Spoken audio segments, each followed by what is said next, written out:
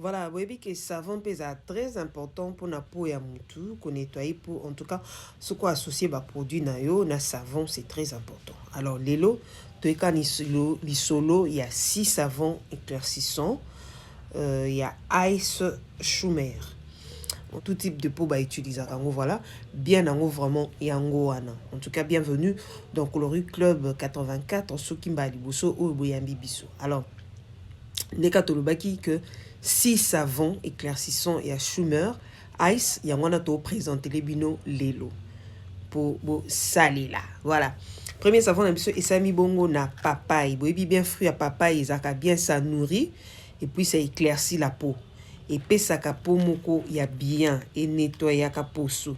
Et ça bon na ba ingrédients et belé hein. Voilà, et nettoyer la peau et puis ça la teinture il y a bien ce que c'est là surtout ça mélanger avec d'autres produits ou ça me pas base il y a papaye. Alors deuxième savon ils a savon ou il ça mis na milk et puis ça rendra peau tendre et puis lisse.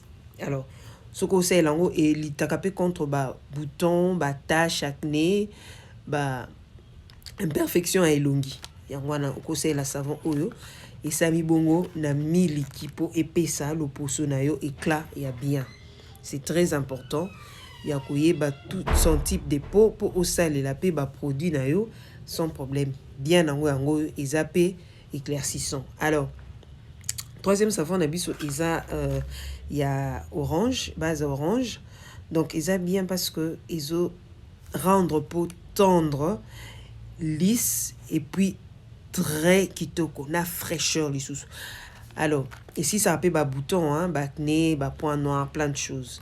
Aux bongo et ça mis la base à aloe vera, savon, ils ont rafraîchir plutôt, ils ont lubrifier peau, ils ont rafraîchir, ils ont rendre peau lisse, ils ont rendre et puis ils ont réparateur parce que ça répare ba peau ils a abîmé, moni ba to bozaka aze longi ba nini ba tampon et c'est baby ça est ba point noir ba tache excuse ba bouton. Alors aux huiles au salé savon à aloe vera et qu'on réparer. Après toi on a savon noir, bon et puis déjà que savon noir et hydrataka et puis il répare ka peau. Ce que ça les liango et qu'on hydrater et qu'on réparer pour et qu'on longolo ba bouton ba tache ba point noir et qu'on nettoie vraiment et qu'on rendre sous peau na yo hydratant ou bien en opé pour isa éclaircissant en tout cas qu'on rendre peau na yo kitoko.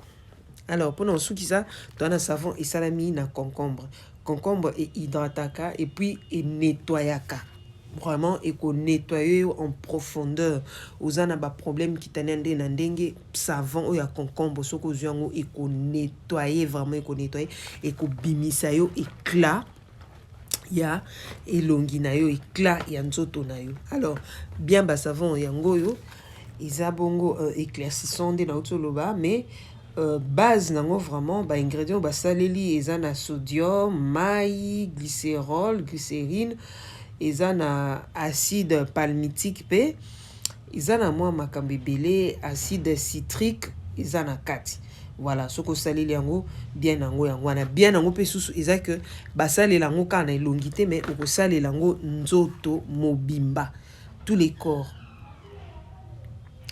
En tout cas so salela yango tous les corps et ko pesa yo le poso moi bien et ko nettoyer elongi bien savon pesa bato ba chaka basalelaka baproduit makasi baproduit ya mélange okoki kosalela savon oyo na ntongo comme na pourquoi et contribuer na bamélange no osalaka mpona hydrater po etika o po normal ekausa o po te au lieu osalela basavon oyo ya éclaircissant makasi susu oyo ekozala bien po e accompagner yo na traitement na donc okosalela ngo na ntongo comme na pourquoi par rapport il y a pas produit ou à makasi au sale. En tout cas les lots ceux qui awa bubo santé ko s'abonner ko liker na ko partager.